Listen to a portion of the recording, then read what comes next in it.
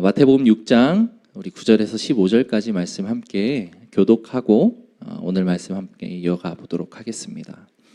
마태복음 6장 9절부터 15절까지 교독할게요. 그러므로 너희는 이렇게 기도하라. 하늘에 계신 우리 아버지여, 이름이 거룩히 여김을 받으시오며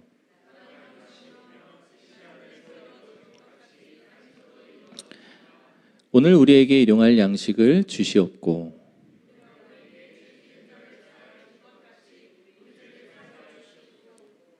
우리를 시험에 들게 하지 마시옵고 다만 악에서 구하시옵소서. 나라와 권세와 영광이 아버지께 영원히 있사옵나이다.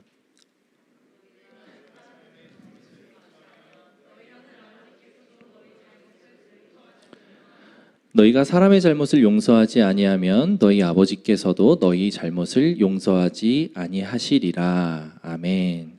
우리 잠깐 기도합니다. 주님, 오늘도 말씀하여 주시옵소서. 주님의 말씀을 듣는 우리의 자세가, 우리의 심령이, 특별히 오늘은 죄와 관련된 이야기를 할 터인데, 하나님, 그 죄는 결국 내가 지은 죄임을 인정할 수 있는, 믿음의 고백을 할 수 있는 주의 백성들 될 수 있도록 인도하여 주옵소서. 의지합니다. 말씀하여 주시는 그 음성에 아멘하고 화답할 수 있는 믿음의 마음밭을 허락하여 주옵소서. 감사드리며 예수님의 이름으로 기도합니다. 죄와 관련된 얘기를 하기 때문에 제가 조금은 걱정을 했었어요. 살짝. 이 이야기를 하면 꼭 이제 하는 어떤 우리의 오류 중에 하나가 나의 죄를 보기보다는 그래, 저 인간이 나에게 이런 죄를 지었지, 꼭 이런 생각들로 잘못 이어질 수가 있습니다. 근데 그런 것들은 은혜가 떨어져서요. 하나님 우리에게 주셨던 그 은혜, 그리고 그 은혜는 결국에는 나를 보게 하기 때문에 나에 대한 하나님의 말씀으로 받기를 축복합니다. 우리 집안에는 늘 구급약이 비치돼 있죠. 아이가 있는 집은 아이에 맞는 구급약들이 포함돼서 있겠고, 성인들만 있는 집들은 이제 성인에 맞는 구급약이 비치되어 있겠죠. 우리 집에도 있고 교회에도 있습니다. 아마 여러분들 회사에도 있겠죠. 갑자기 체하거나 갑자기 머리가 아프거나 또는 열이 났을 때 병원에 가지 않고 그냥 응급적으로 처치할 수 있는 약들이 존재합니다. 상처받았을 때 그 상처를 싸맬 수 있는 소독약이나 반창고 같은 것도 있겠죠. 그런 약들은 우리 인생을 살면서 아주 중요합니다.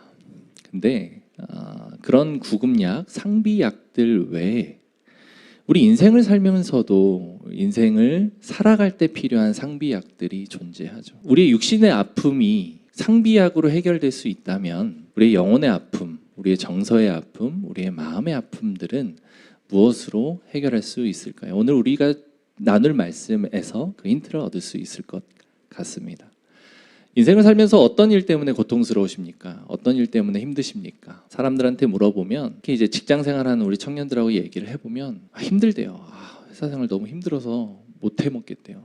그만두든지 내가 내 사업을 하든지 해야겠다고 이렇게 이야기를 합니다. 뭐 때문에 힘드니? 이렇게 물어보면 나오는 대답에 제가 지금까지 들었던 거의 대부분의 대답은 일 때문에 힘들어서라고 얘기하는 사람 많지 않았어요. 관계 때문에 힘듭니다 라는 대답들을 주로 합니다. 군대에서도 마찬가지죠. 군대에서 자살이 많은 거 아시죠? 되게 자살이 많은데 군대에서 자살하는 이유를 추적해 보면 훈련이 힘들어서 또는 하는 업무가 너무 과중해서 라고 하는 대답은 거의 찾기가 힘듭니다. 군대에서 힘든 이유는 바로 관계 때문이에요.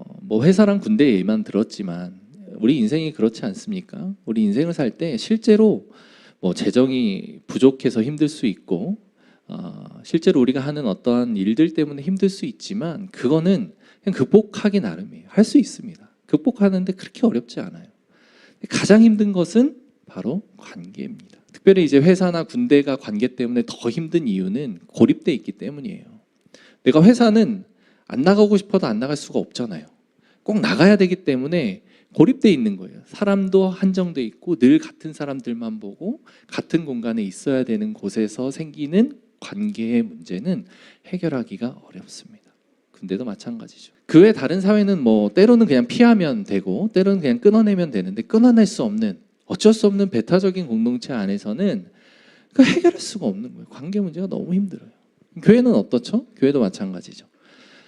교회도 끊임없이 난 매주 나가야 되고 그 인간들을 봐야 되고 그 인간 때문에 힘들었다면 그 힘든 것을 안고 나는 거기 있어야 되기 때문에 교회에서도 관계로 힘든 일들은 늘 나타나게 마련입니다. 뭐 선교사님들도 마찬가지겠죠. 선교사님들도 무엇 때문에 힘든지를 조사해 보면 거의 80% 이상이 관계 때문에 힘들다 이런 이야기들이 있습니다. 인생은 관계를 떠나서는 살 수 없는 존재예요. 하나님이 그렇게 만드셨습니다. 제가 누차 설교했던 내용들 중에 하나님이 인간을 창조하셨을 때 그 창조의 섭리와 원리가 하나님과 친밀한 관계와 교제하는 것을 통해서 인간은 행복과 만족을 누리게끔 하나님이 설계하셨다. 그게 하나님의 창조의 섭리예요. 그렇기 때문에 인간은 관계적인 존재로 지음을 받은 거예요. 그래서 하나님과 관계하는 것 더해서 인간들끼리 관계하는 것, 이것은 인간이 살아갈 때 피할 수 없는 아주 핵심적인 가치이고 요소입니다. 그러나 그 관계 안에서 우리는 상처를 주고받죠.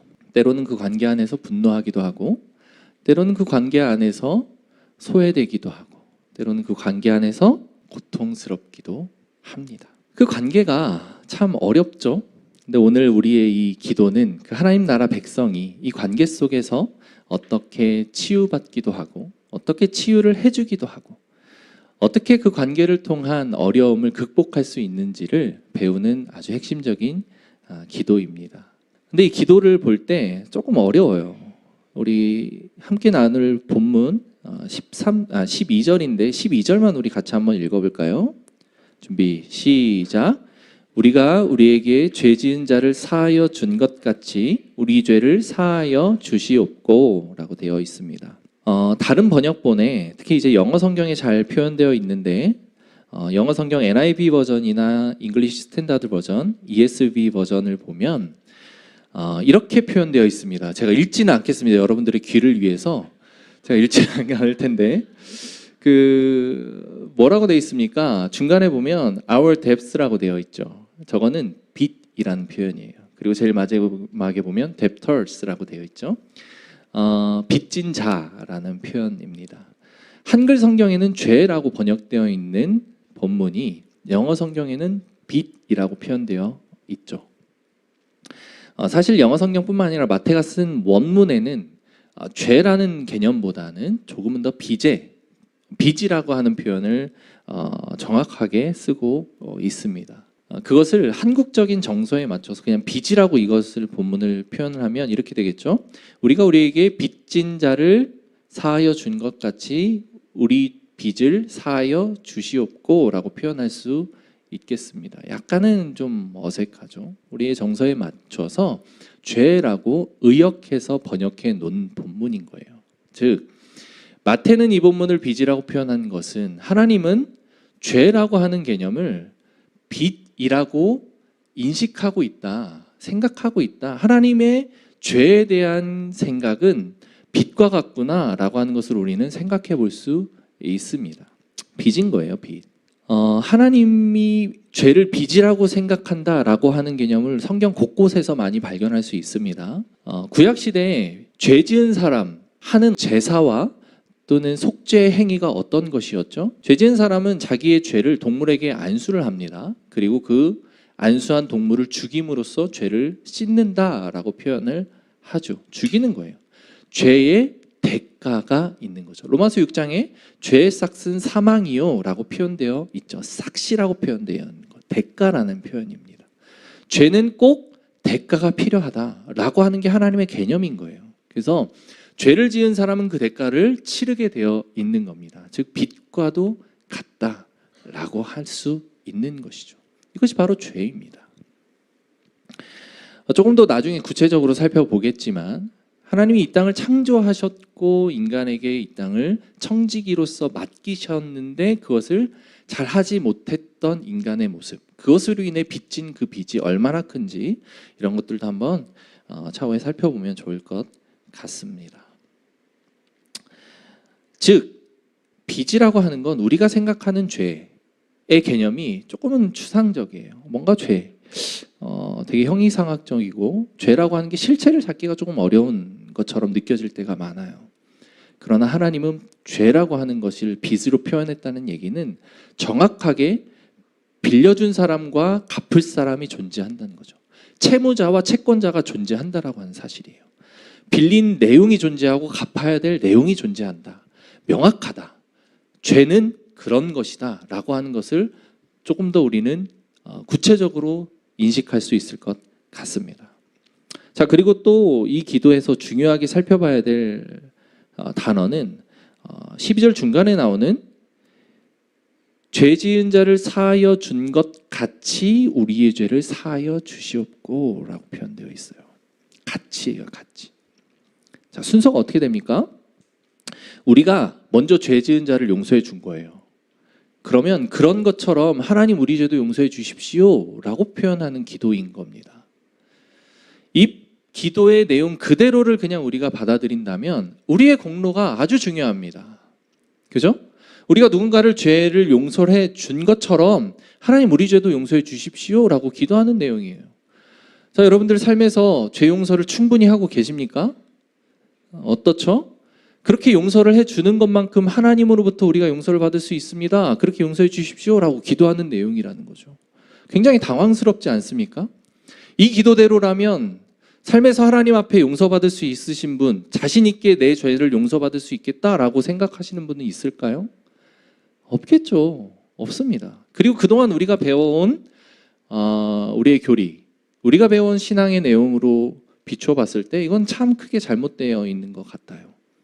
뭔가 문제가 있는 것 같습니다. 왜? 우리가 먼저 죄 용서를 받았고 그 은혜로 우리는 살아가고 그 은혜로 다른 사람을 용서할 수 있다. 이게 우리가 생각하는 평소의 기도인데 왜 하나님은, 예수님은 여기에서 우리가 우리의 죄를 우리에게 죄 지은 자를 용서한 것처럼 하나님도 우리의 죄를 용서해 주십시오 라고 기도를 가르쳐 주셨느냐는 말입니다. 아주 중요합니다. 주기도문에서 우리 개인적으로 하나님 앞에 요구하는 요구의 기도는 지난주에 배운 일용할 양식에 대한 개념입니다. 그게 첫 번째로 등장했고, 즉 생존과 관련된 기도였고, 그 다음 바로 등장하는 본문이 죄 용서와 관련된 본문이에요. 주기도문에서는 우리가 개인적으로 요청할 거, 요구할 거, 청원하는 기도는 딱 세 가지밖에 등장하지 않습니다. 생존과 관련된 거, 죄 용서와 관련된 거, 그리고 우리가 다음 주에 배울 영적 전쟁과 관련된 부분. 이 세 가지밖에 없는데 그 중에서 생존 그 다음에 죄에 대해서 다루고 있다는 건 이 죄에 대한 개념이 너무도 중요하다는 이야기이겠죠. 그래서 그런지 주기도문이 끝나는 14절, 15절에서도 우리가 계속 주기도문은 아닌데 계속 목사님이 붙여서 본문을 선택해서 읽어왔던 애매한 본문. 오늘도 끊어졌죠. 14절, 15절로 넘어가는. 거기에서도 마찬가지 내용이 나옵니다. 너희가 사람의 잘못을 용서하면 너희 하늘 아버지께서도 너희 잘못을 용서하시려니와, 그리고 15절에서도 너희가 사람의 잘못을 용서하지 아니하면 너희 아버지께서도 너희 잘못을 용서하지 아니하시리라. 오늘의 이 본문이 조금은 풀어져서 길게 되어 있지만 같은 내용이 등장하죠. 그런데 더 놀라운 사실은 이 본문의 확장이 또 마태복음 18장에서도 똑같이 나타난다는 사실입니다. 18장에 뭐라고 이야기를 하냐면, 이 18장의 본문을 통해서 하나님이 이렇게 우리에게 기도를 가르쳐 주신 이유를 조금 더 구체적으로 살펴볼 텐데, 한번 아시겠지만 이 본문을 제가 읽어드릴게요. 한번 쭉 눈으로 따라와 보시면 좋겠습니다. 그러므로 천국은 그 종들과 결산하려 하던 어떤 임금과 같으니 결산할 때에 10,000달란트 빚진 자 하나를 데려오매 갚을 것이 없는지라. 주인이 명하여 그 몸과 아내와 자식들과 모든 소유를 다 팔아 갚게 하라 하니 그 종이 엎드려 절하며 이르되 내게 참으소서 다 갚으리이다 하거늘 그 종의 주인이 불쌍히 여겨 놓아 보내며 그 빚을 탕감하여 주었더니 그 종이 나가서 자기에게 100데나리온 빚진 동료 한 사람을 만나 붙들어 목을 잡고 이르되 빚을 갚으라 하매 그 동료가 엎드려 간구하여 이르되 나에게 참아 주소서 갚으리이다 하되 허락하지 아니하고 이에 가서 그가 빚을 갚도록 옷에 옥에 가두거늘 그 동료들이 그것을 보고 몹시 딱하게 여겨 주인에게 가서 그 일을 다 알리니 이에 주인이 그를 불러다가 말하되 악한 종아 내가 빌기에 내가 내 빚을 전부 탕감하여 주었거늘 내가 너를 불쌍히 여김과 같이 너도 내 동료를 불쌍히 여김이 마땅하지 아니하냐 하고 주인이 노하여 그 빚을 다 갚도록 그를 옥졸들에게 넘기니라. 너희가 각각 마음으로부터 형제를 용서하지 아니하면 나의 하늘 아버지께서도 너희에게 이와 같이 하시리라. 어떻습니까? 오늘 우리가 읽은 주기도문의 본문, 우리가 배우는 본문의 주석과도 같이 여겨지지 않습니까? 똑같은 말씀입니다. 내용을 조금 더 풀어서 이야기를 하면 10,000달란트 빚진 사람이 있습니다. 왕이 결산을 할 때 장부를 보니까 자기에게 10,000달란트 빚진 사람이 한 사람 보이는 거예요. 그래서 불러다가 이야기를 합니다. 왜 빚을 못 갚았느냐? 너는 나에게 10,000달란트라고 하는 빚을 지었다. 갚아라. 너의 아내와 너의 소유와 너의 자녀들과 모든 것들을 다 팔아서 갚아라. 그러니까 이 사람이 막 비는 거예요. 제가 어떻게든지 갚을 테니까 저를 좀 용납해 주십시오. 용서해 주십시오. 이렇게 얘기를 하는 거죠. 그러자 왕이 그 사람의 빚을 탕감해 줍니다. 탕감이란 말은 10,000달란트 빚진 그 빚을 모조리 삭제해 주었다는 얘기예요. 조금의 빚을 남겨두었거나 또는 평생 조금씩이라도 갚아라 이런 차원이 아니라 완전히 없애주었다라고 하는 표현입니다. 탕감. 그런데 이 사람이 그렇게 탕감받은 은혜에 감격하고 좋아하고 나서 돌아가서 자기에게 100데나리온 빚진 사람을 불러옵니다. 그리고 너 왜 빚을 안 갚았어? 라고 하면서 추궁하는 거죠. 그리고 그 사람이 당장 빚을 갚을 수 있는 능력이 되지 않자 그 사람을 옥에 가둡니다. 용서하지 않는 거죠. 끝까지 갚을 때까지 내가 너를 감옥에 가둬둘 것이다. 그러자 주변에서 그 사실을 본 사람이 그 사람을 안타깝게 여겨서 왕에게 찾아갑니다. 당신이 10,000달란트를 그 빚을 탕감해 주었던 사람이 자기에게 100데나리온 빚진 사람을 이렇게 대했습니다 라고 이야기하자 왕이 화를 내는 거예요. 어떻게 그럴 수 있느냐? 라고 불러다가 혼을 내고 10,000달란트를 갚아라 라고 이야기를 하는 거죠. 어떻습니까? 데나리온과 달란트가 조금 어려우시죠? 제가 이걸 조금 풀어서 설명해 드리면 데나리온은 1데나리온이 그 당시에 노동자의 하루 품삯으로 계산이 되었다고 합니다. 즉 100데나리온은 100일 동안 일한 품삯이라는 개념이에요. 요즘 하루 그 인건비가 대략 한 10만 원 정도 되죠. 이제 일반적인 노동자들 조금 많이 버시는 분들은 뭐 더 벌 거고 좀 적게 버시는 분들은 조금 더 적게 벌겠죠. 그러면 뭐 하루 인건비가 대략 그 정도 나오면 한 달 인건비는 대략 한 200만 원에서 왔다 갔다 하겠죠. 100데나리온은 그 100일치의 인건비에 해당하는 비용이라고 해요. 즉 100만 원, 1,000만 원에서 뭐 1,200만 원 또는 800만 원 이렇게 왔다 갔다 하겠죠. 그럼 달란트는 어떨까요? 적은 빚은 아니죠. 1,000만 원 정도의 빚을 진 사람에게 왜 안 갚어라고 이야기할 수 있을 만큼 사실 작은 빚은 아닌 겁니다. 근데 1달란트는 어떻죠? 달란트에 대한 개념은 조금 어렵습니다. 무게의 단위인데 그 당시에 금을 재었던 무게의 단위예요. 그래서 금 1달란트는 사실 어마어마합니다. 뭐 이렇게 비유하면 뭐 오늘날도 따지면 조금 어려운데 그래서 이 달란트를 어떤 사람은 6,000데나리온이라고 하는 데나리온 값으로 계산을 하기도 하고 어떤 분은 세겔 값으로 계산을 하기도 합니다. 뭐 여러 가지 이야기들이 있는데 조금 보수적으로 잡았을 때 한 달란트가 6,000데나리온입니다. 좀 어렵죠. 6,000일에 해당하는 품삯의 비용이라는 거예요. 계산하기 쉽게 그냥 10만 원으로 하면 얼마?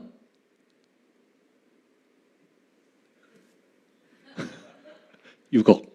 그죠? 1달란트가 대략 6억 정도 된다고 해요. 근데 이게 금으로 한 사람은 사실 더 많습니다. 오늘 금값이 지금 엄청 올라가 있죠. 그래서 어려운데 어찌됐든 6억 정도에 해당하는 돈이 1달란트라는 거예요. 근데 이 사람이 지금 왕한테 빚진 돈이 얼마죠? 10,000달란트입니다. 계산이 안 되시죠? 제가 그래서 계산기를 두드려 왔는데 대략 1년에 한 300일 정도 일한다고 했을 때 몇 년치에 해당하는 인건비냐면 대략 20만 년 정도에 해당하는 인건비입니다. 20만 년 정도를 일을 하고 자기는 하나도 안 쓰고 빚 갚는 데만 써야, 그것도 10,000달란트에 대한 이자가 하나도 없다는 그 전제하에 20만 년을 일을 해야 갚을 수 있을 만큼의 어마어마한 빚을 이야기하는 거예요. 그 빚을 탕감받은 사람이 돌아가서 자기에게 1,000,000원 빚진 사람에게 너는 왜 빚을 갚지 않느냐라고 하면서 다그치고 그 사람에게 벌을 내리고 있다라고 하는 비유입니다. 죄에 대한 개념 참 어렵죠. 하나님은 오늘 이 죄에 대한 개념을 빚이라고 설명을 하십니다. 하나님이 이 땅을 창조하셨을 때 세상을 너무 아름답게 지으셨어요. 완벽하게 창조를 하셨습니다. 그리고 아담을 그 땅에 두셨죠. 죄의 시작은 아담입니다. 아담의 지은 죄는 단순하게 하나님의 말씀을 어긴 게 아니에요. 야, 생명을 알게 하는 나무와 선악을 알게 하는 나무는 따먹지 말아줘. 하나님이 이렇게 말씀하셨는데 그 말씀하신 것을 그냥 단순하게 어겼다의 개념으로 죄를 이해하시면 안 됩니다. 죄의 개념은, 그 아담이 지은 죄의 본질은 하나님이 지으셨고 하나님이 다스리는 이 세상에서, 아담도 하나님이 다스리고 세상도 하나님이 다스리는 이 세상에서 아담이 스스로 통치자가 되어보겠다고 그 자리를 빼앗는 시도, 그것이 바로 죄의 본질이에요. 즉 하나님이 다스리고 하나님의 거라고 하는 그 모든 것들을 아담이 스스로 취해보겠다고 하는 시도, 그것이 바로 죄인 것입니다. 즉 말씀을 어긴 개념이 아니라 반역이에요. 쿠데타예요. 왕 되신 하나님을, 그래서 나를 다스리시는 자리에 앉아서 나를 통치하시는 하나님을 끄집어 내리고 나를 다스리는 자를 나 스스로 올려놓는 자리, 세상을 다스리는 세상의 권세자가 오직 하나님이어야 되는데 그 하나님을 끄집어 내리고 때로는 내가 다스리고, 그리고 나를 다스리는 내 안에 죄가 통치하게 되는 공중권세 잡은 자가 세상을 통치하도록 만든 사건, 그것이 바로 아담이 지은 죄의 본질이라는 이야기입니다. 하나님은 쉽게 얘기하면 뺏긴 거예요. 인간은 하나님의 것을 빼앗은 겁니다. 즉 빚을 진 거예요. 하나님의 것을 인간이 가져간 거죠. 무단으로, 불법적으로. 그 빚의 대가가 얼마나 큰지, 그 빚의 대가가, 인간들이 지은 빚의 대가가 얼마나 큰지 스스로는 도무지 갚을 수 없는 규모가 되어버린 겁니다. 예수님이 10,000달란트 빚진 자의 비유를 사람들에게, 제자들에게 가르치신 이유는 그 10,000달란트의 상징은 이 세상을 가져간 인간들의 그 죄가 얼마나 큰지 아느냐, 감히 상상할 수 없는 20만 년이라는 그 기간을 일을 해도 갚을까 말까 하는 그 어마어마한 빚을, 즉 인간 스스로는 도무지 해결할 수 없는 그 빚을 진 것이다 라고 하는 것을 말씀하고자 하셨던 거예요. 아담이 지은 죄의 값은 그만큼 크기 때문에 스스로는 해결할 방법이 없는 거예요. 죽을 수밖에 없는 거예요. 사실은 죽어서도 해결이 안 되기 때문에 그 후에도 죽어야 되고, 후손도 죽어야 되고, 그 다음 세대도 죽어야 되고, 다다음 세대도 죽어야 되는, 끊임없이 인간을 멸망으로 만들 수밖에 없는 죄의 대가가 거기에 녹아져 있다. 그게 아담이 지은 죄의 본질입니다.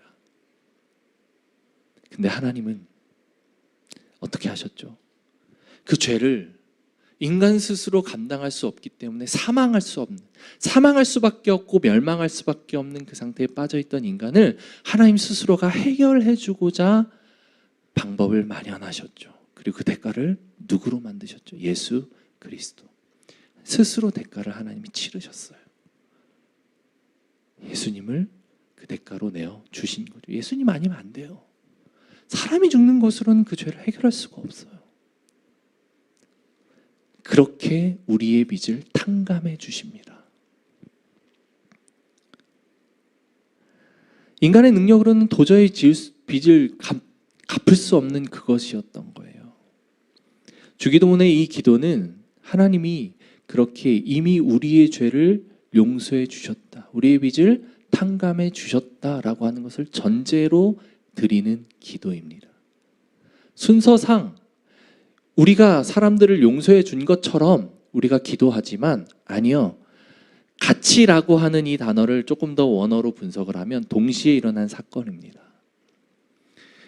우리가 다른 사람을 용서한 것처럼 우리의 죄를 용서해 주십시오라고 기도하는 건 순서의 문제가 아니라 동시에 일어난 사건과도 같은 것이고, 그보다도 더 앞서서 왕이 1만 달란트를 탕감해 준 것처럼 이미 우리는 하나님과 평화를 이룬 것, 우리의 죄를 탕감해 주신 그 하나님의 은혜를 누린 것을 전제로 하는 기도라고 하는 말씀입니다. 그렇기 때문에 어렵지 않아요. 그렇기 때문에 우리는 이 기도를 하나님 앞에 올려드릴 수 있는 겁니다. 우리는 이미 죄의 값을 탕감받은 자예요. 그렇기 때문에 우리도 용서를 하겠습니다 라고 기도를 하는 것이죠. 왕으로부터 1만 달란트의 빚을 탕감받은 사람이 돌아가서 자기에게 100데나리온을 빚진 사람을 잡아다가 옥에 가둔 사건을 보고 왕은 어떻게 행합니까? 네가 어떻게 그럴 수 있느냐? 나에게 그 큰 빚을 탕감받았는데 네가 어떻게 너에게 100데나리온 빚진 자를 그대로 옥에 가둘 수가 있느냐라고 하나님이 책망하시죠. 나에게 그 큰 죄의 용서를 받았다면 너도 또한 그 죄 용서를 할 수 있는 것 아니니? 그렇게 말씀을 하시는 거예요. 그 죄 용서의 은혜를 받은 자가 어떻게 그 은혜를 다른 사람에게 흘려보낼 수 없니? 라고 하나님 말씀하시는 거예요. 예수님으로부터 죄 용서의 빚을 우리가 탕감받았는데, 그 어마어마한 죄를 우리는 해결받았는데 왜 너희는 너희에게 죄 지은 사람을 용서할 수 없니? 너는 왜 여전히 그렇게 너에게 상처를 주는 사람들을 미워하고 그로 인해서 분노하고 용서하지 못하고 살아가고 있느냐? 라고 예수님은 오늘도 말씀하고 계신 거예요. 우리는 그렇게 모두 하나님께 10,000달란트의 빚을 용서받은 사람입니다. 도저히 갚을 수 없는 그 빚을 하나님이 탕감해 주신 거예요. 그런데 사람들은 우리가 받은 죄의 용서의 값이 얼마나 큰지를 몰라요. 그러니 강팍해지고, 그러니 나에게 잘못한 사람들을 향해, 나에게 100데나리온만큼의 빚을 진 사람들을 향해 용서를 할 수 있는 그 은혜를 흘려보낼 수 있는 마음이 되지 않는 거예요. 물론 적은 금액 아니죠. 1,000만 원이라는 돈 적은 금액 아닙니다. 100데나리온이 가볍다는 이야기 아닙니다. 아, 목사님, 그 인간이 나에게 어떤 짓을 했는지 알면 그렇게 말씀 못 하실 거예요. 압니다. 그 죄가 가볍다고 이야기를 하는 게 아니에요. 그게 아니잖아요. 제가 하는 이야기는 저와 여러분들이 받은 그 은혜가 얼마나 큰지를 먼저 기억하자는 이야기입니다. 예수님의 그 십자가 사건이 얼마나 큰 그 값을 치른 것인지를 기억하자는 이야기예요. 은혜가 떨어지는 교회, 은혜가 떨어지는 성도, 내가 강팍해지고 내게 일어난 그 수많은 그 나를 참소하고 나를 괴롭히고 나를 고통스럽게 하는 그 관계의 문제 속에서 도대체 저 인간은 나를 못 잡아먹어서 안달인가? 라고 생각하는 그 관계, 그 상처를 받고 주고받는 그 상황 속에서 드는 나의 마음이 어떠해야 되는지를 오늘 가르쳐 주시는 말씀이라는 이야기입니다. 나의 죄를 용서해 주십시오. 그냥 이 기도에서 멈추는 게 아니에요. 주기도문의 아주 핵심적인 가르침 중에 하나입니다. 하나님의 뜻이 하늘에서 이룬 것처럼 땅에서도 이루어지기를 원합니다. 일용할 양식을 우리에게 주십시오 라고 했던 기도들의 공통점이 무엇인지 아십니까? 그냥 하나님의 일을 하나님이 하십시오 라고 기도하는 거 아니라고 했죠. 그 기도는 하나님의 사역에 내가 동참하겠습니다. 하나님 나라가 하늘에서 이루어진 것처럼 이 땅에서도 이루어지기 위해 내가 애써 보겠습니다 라고 기도하는 나의 서약과도 관련되어 있습니다. 그냥 그냥 그렇게 해주십시오라고 하는 게 아니라 나도 그렇게 동참하겠습니다. 일용할 양식을 우리에게 주십시오라고 하는 기도는 하나님, 내가 오늘 먹을 양식을 나에게 허락하여 주십시오. 내일 먹을 양식을 나에게 허락하여 주십시오. 오늘 나를 생존케 하신 그 은혜를 주신 것처럼 내일도 살아가는 은혜를 우리에게 주십시오라고 기도하는 수준에서 그치는 게 아니라 무엇이 들어간다고 했죠? 내 삶의 모든 것은 내 것이 아니라 하나님의 것입니다 라고 인정하는 우리의 서약이 들어간다라고 말씀드렸죠. 생존의 태도, 생존의 방식을 하나님께 맡깁니다. 만몬에게 의지하지 않겠습니다 라고 하는 서약이 들어간다라고 말씀드렸죠. 어떻습니까? 오늘 이 기도도 마찬가지입니다. 죄 용서. 하나님, 저의 죄를 용서해 주십시오 라고 기도하는 게 아니에요. 거기서 멈추는 게 아닙니다. 하나 더 나가는 거예요. 하나님이 우리를 용서해 주신 것처럼 나도 다른 사람들을 용서해 보겠습니다. 그 은혜를 날마다 기억하며 내가 얼마나 큰 그 사죄의 은총을 입었는지를 기억하며 하나님, 내가 오늘도 다른 사람들을 용서해 보겠습니다 라고 기도하는 것으로 나아가야 되는 거예요. 오늘 우리에게 죄 지은 자를 사하여 준 것 같이 우리의 죄를 사하여 주십시오 라고 하는 이 기도 어떻습니까? 주기도문을 할 때 이 기도를 통하여 여러분들에게 죄 지은 자를 용서할 수 있는 그 결단의 기도를 올려드릴 수 있겠습니까? 그걸 할 수 있는 가장 핵심적인 가치이고 본질은 바로 내가 어떤 은혜를 받았느냐를 기억하고 살아가는 거예요. 다른 것 없습니다. 내가 받은 은혜를 기억하지 못하면 도무지 그 은혜를 베풀면서 살아갈 수 없어요. 내가 받은 그 은혜, 죄 용서, 죄 사함의 은혜를 기억하지 못하면 그 죄 사함의 용서를 다른 이웃들에게 흘려보낼 수 없다는 말이에요. 하나님의 은혜가 나에게서 멈춰집니다. 끊겨요. 1만 달란트 빚졌던 그 사람이 왕으로부터 받았던 그 은혜를 기억했다면 100데나리온 그 자기에게 빚진 사람에게 그 왕의 용서를 흘려보낼 수 있었겠죠. 즉 우리 그리스도인들은 용서를 흘려보내는 사람들입니다. 은혜를 흘려보내는 사람들이에요. 아브라함에게 하나님이 하셨던 그 축복이 복의 통로가 될지어다, 축복의 통로가 될지어다 라고 이야기했던 그것이 오늘 이 죄 용서에서도 그대로 드러나는 겁니다.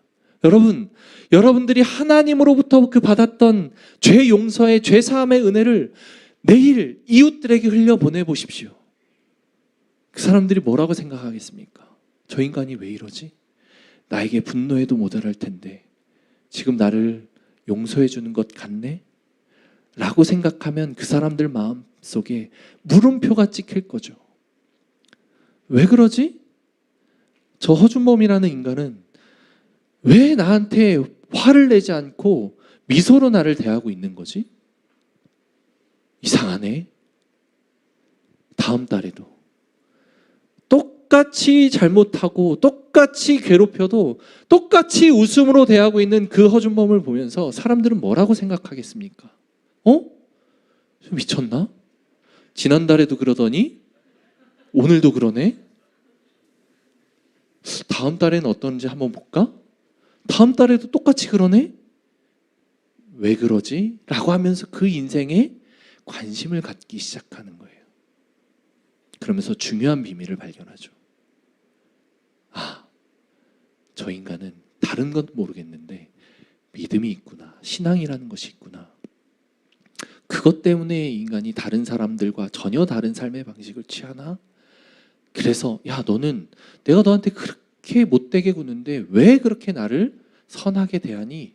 라고 물어볼 수 있는 기회가 생기는 거예요. 그때 복음을 전하는 겁니다. 그때 하나님의 은혜가 그 죄 사함의 은총이 준범이를 통해서 그 못되게 행한 사람에게 흘러가는구나. 그렇게 경험하는 거예요. 우리 그리스도인들이 그런 삶의 태도를 살아가는 겁니다. 그게 이 세상을 변화시키는 가장 핵심적인 그 본질이고 원리예요. 그렇게 살지 않으면 우리 그리스도인들이 세상 사람들과 다를 바가 뭐가 있습니까? 똑같이 사람들이 얘기하는 것처럼 악착같이 한 대로 그냥 갚아주고, 악착같이 그냥 나에게 손에 입힌 거 그냥 똑같이 그냥 손에 입히려고 하고, 사람들이 싸우는 거 그냥 똑같이 싸우려고 하고, 진흙탕 싸움처럼 그렇게 그 바닥을 구르고, 뭐가 다릅니까? 뭐가 다르냐는 거죠. 아니요, 우리는 일반 달란트 그 사죄의 은총을 받은 사람들이고 어제도 오늘도 그 은혜로 살아가고 있는 사람들입니다 라고 고백하는 그 고백으로 사람들을 용서해보고 사는 거예요. 그 은혜가 저와 여러분들에게 있기를 소망합니다. 내가 누군가를 용서하는 것 어렵죠. 어려워요. 1,000만 원 빚진 사람의 그 빚을 탕감해 주는 것 결코 쉬운 것 아닙니다. 그러나 할 수 있는 근거 기억하시죠? 그래서 날마다 기억하기를 소망합니다. 근데 이것이 누군가를 용서해 주는 것에서 그치면 안 돼요. 내가 지은 죄까지도 연결이 돼야 됩니다. 내가 누군가에게 죄를 지었다면, 그래서 마태복음에 그런 이야기가 나오죠. 5장에서 나왔던 거예요. 누군가에게 죄를 지은 것이 생각나거든 가서 먼저 용서를 구하고 하나님 앞에 나와라. 그래서 우리 이 교회에서의 예배가 막 그 예배 드리다가 갑자기 막 벌떡벌떡 일어나서 그냥 이제 갔다 오십시오. 뭐 전화를 하든 그 사람한테는 가든, 이 자리에서도 가야 되는 분들이 있지 않겠습니까? 하나님은 예배 드리는 것보다 누군가에게 용서를 구하는 게 더 중요하다라고 말씀을 하세요. 여러분들이 누군가에게 지은 죄가 생각나거든 용서를 구하라는 거죠. 그죠? 잘못했다라고 사죄를 하라는 거죠. 그리고 하나님이 생각하는 죄의 개념인 빚으로 대입해서 본다면 빚을 갚아라라는 거죠. 철저하게 성경에서는 죄에 대한 대가는 치르게끔 되어 있습니다. 대가를 치르라는 거죠. 여러분 죄 지어 본 적 있으십니까? 많죠. 저도 날마다 죄를 짓고 살아가는데 미치겠습니다. 이 죄를 지었을 때 그 마음의 이 괴로움이 아직도 죄책감으로 막 저를 끊임없이 괴롭혀요. 최근에 제가 짓는 그 죄의 대부분은 저희 아이들과 관련된 건데, 자기 얘기 하지 말라 그래서 분노예요, 분노. 그러니까 너무 사랑스러운데, 너무 예쁜데, 제가 훈육하고 뭔가를 가르치고 정말 잘못된 행동들을 했을 때는 좋은 말로 시작을 합니다. 좋은 말로 가르치기 시작해요. 그러나 인간들도 죄인들이기 때문에 좋은 말로 하면 안 들어요. 그러니 이렇게 엄하게 얘기하기 시작하게 되고, 엄하게 얘기하는 것에서 들어주면 좋은데 들어주질 않아요. 그러니 이 깊은 곳에서부터 이렇게 깊은 분노가 이렇게 형성이 되고, 이게 막 이렇게 올라오면서 분노가 쏟아집니다. 그러면 그때서야 말을 들어요. 희한하죠? 근데 이미 나는 분노한 상태였고, 그것으로 얘들이 말을 듣게 만들어야만 하는 그 모든 상황들이 저는 너무도 괴롭습니다.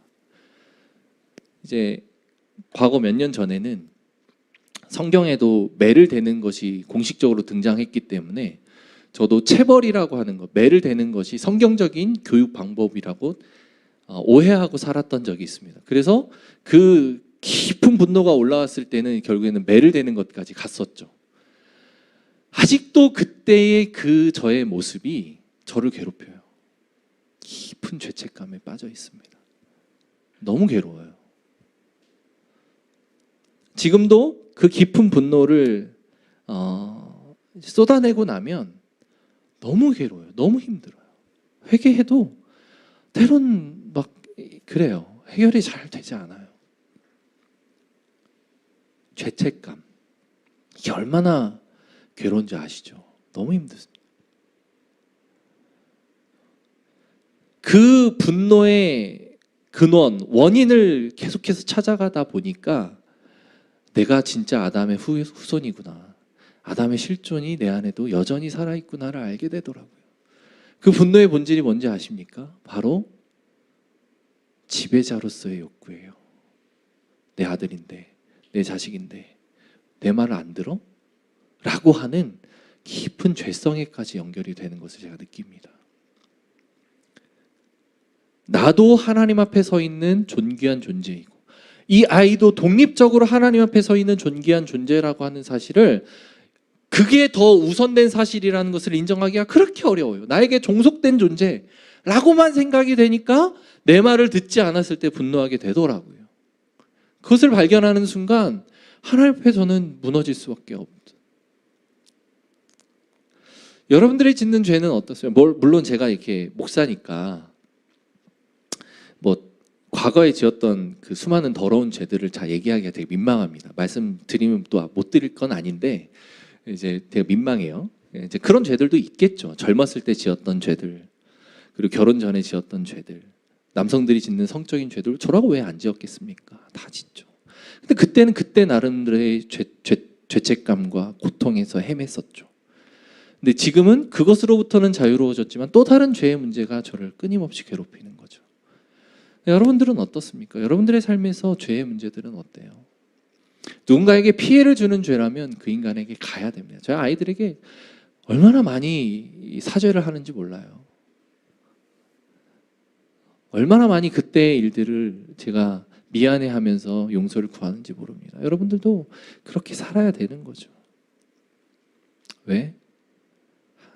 하나님이 우리의 죄를 사해 주시기 위해 어떤 값을 치렀는지 아니까. 예수님의 그 십자가의 피값이 얼마만큼 큰 건지를 아니까. 어찌 보면 사람들은 왜 그렇게 민감하게 죄에 대해서 얘기하냐라고까지 이야기할 수 있습니다. 그러나 여러분, 내가 받은 은혜의 깊이를 깨달으면 깨달을수록 사람들에게 관대해져요. 처음에는 작은 죄에도 예민하다가 사람들이 나에게 짓는 죄, 그거에 대해서 너무 예민하다가 나에게 주신 그 은혜의 깊이가 점점 더 커지면 커질수록 정말 관대해져요. 너무 미흡고 너무 못되게 구하는 사람들에게도 그래, 그럴 수 있지 라고 생각하면서 용서가 돼요. 내가 짓는 죄에 대해서도 그만큼 더 민감해져요. 뭐를 깨달을수록? 내게 주신 은혜의 깊이를 깨달을수록. 무엇이 우선입니까? 누군가를 용서하라 라고 하는 메시지로 이 메시지를 받지 않기를 축복합니다. 예수님으로부터 받았던 그 사죄의 은총과 그 탕감받은 빚의 크기가 어떠한지가 먼저 여러분들에게 다가가기를 소망합니다.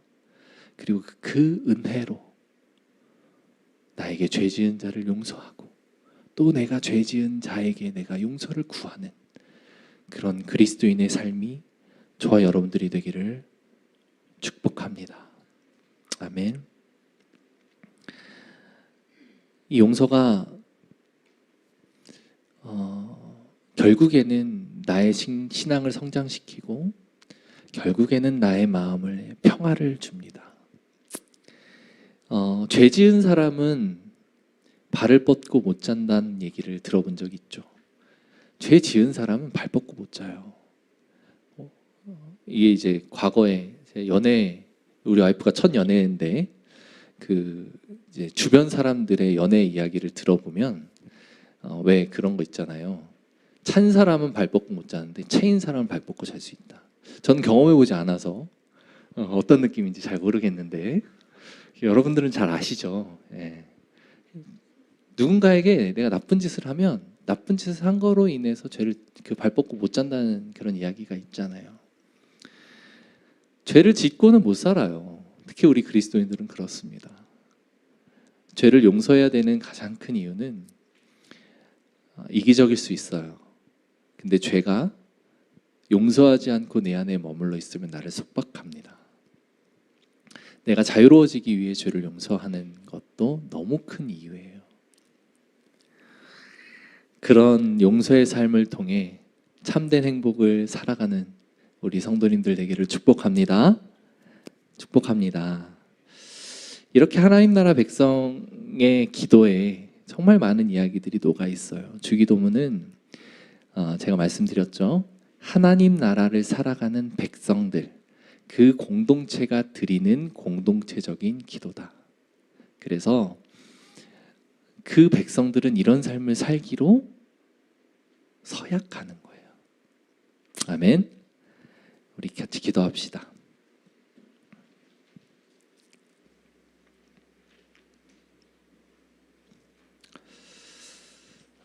우리 한 목소리로 기도할 때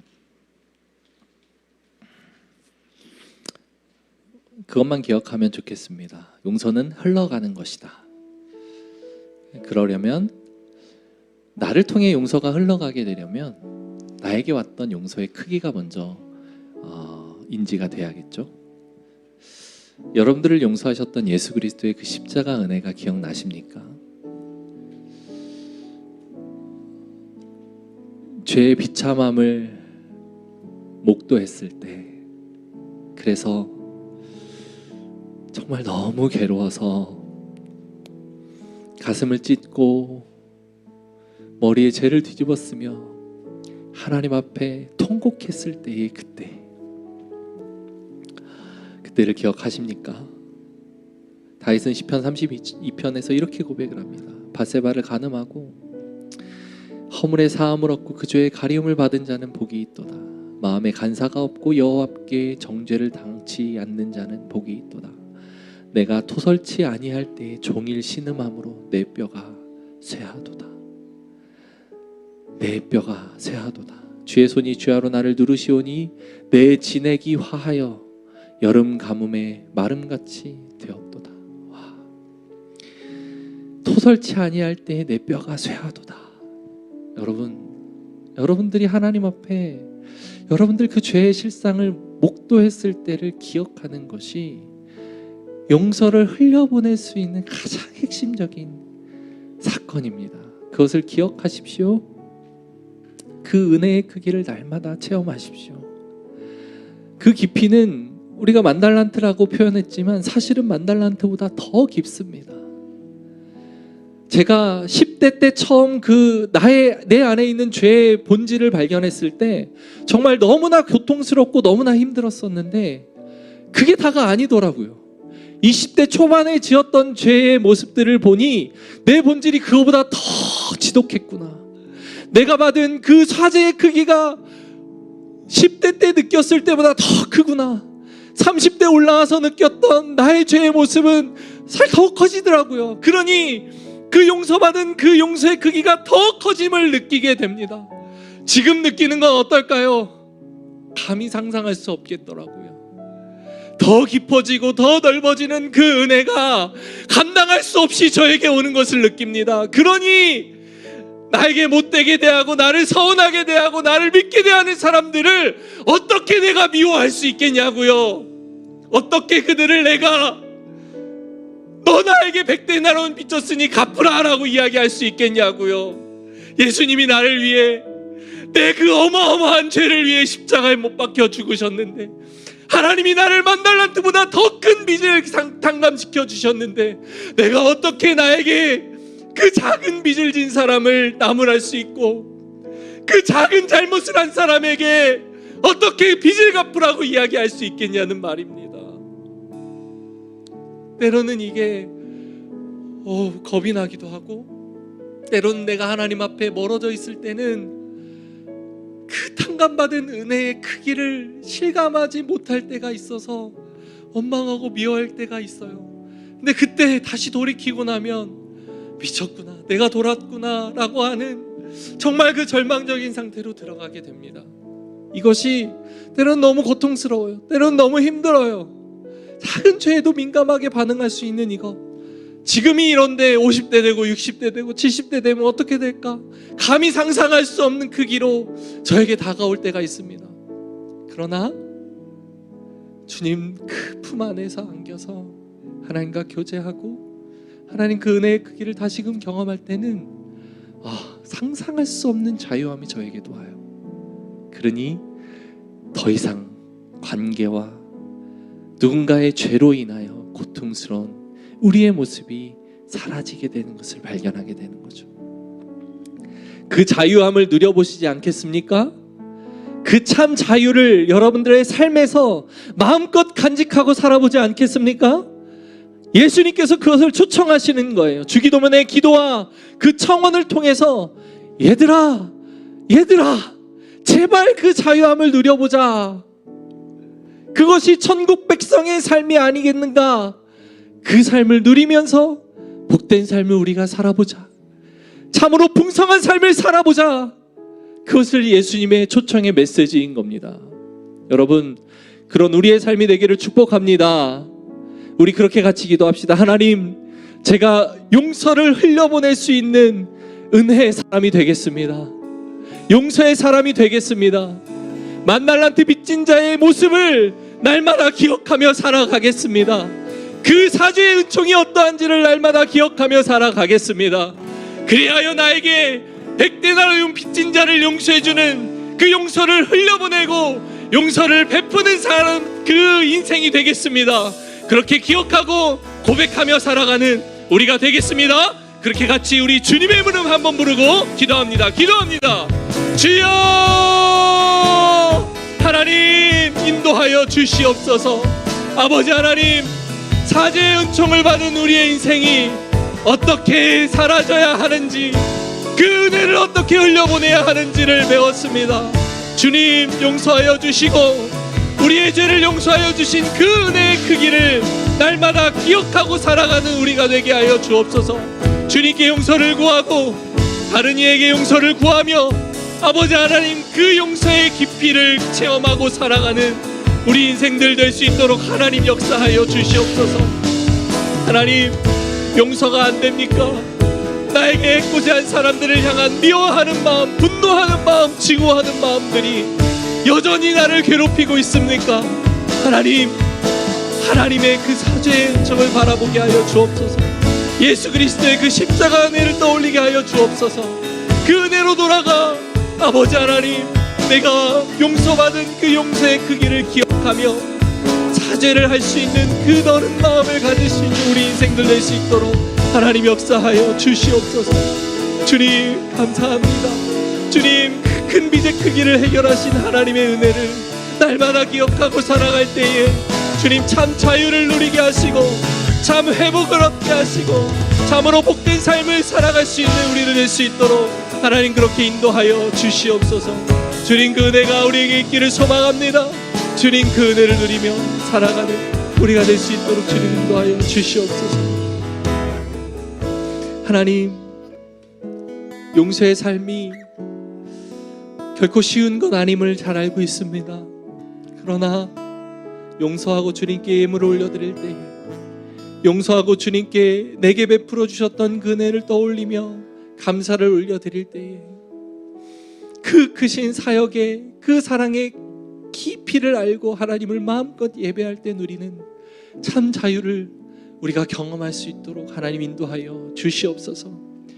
우리 기독교는 용서의 종교임을 기억하며 살아가는 성도님들 되기를 소망합니다. 이 기독교는 사랑의 종교임을 기억하며 살아가는 우리가 되기를 소망합니다. 하나님께 받은 용서, 하나님께 받은 사랑, 그것을 내 안에서 막아서는, 끊어내는 그런 사람이 되는 것이 아니라 흘려보내는 인생 될 수 있도록 하나님 축복하여 주시옵소서. 흘려보내서 흘려보내서 이 세상이 참 하나님 나라의 백성으로서 복되게 살아가는 사람들이 넘쳐나고 더욱 많아지는 그 은혜가 우리에게 있게 하여 주시옵소서. 감사드리며 살아계신 예수 그리스도의 이름으로 기도합니다. 아멘. 이제는 우리를 구원하신 예수 그리스도의 은혜와 하나님의 사랑과 성령의 교통하심이 오늘 이 말씀을 통해 주님, 용서를 흘려보내는 인생이 되겠습니다. 용서를 통해 참 자유를 누리며 살아가는 인생 되겠습니다 라고 고백하는 사랑하는 주의 백성들, 고백교회 모든 성도님들 머리 위에 이제로부터 영원토록 함께 있을지어다. 아멘.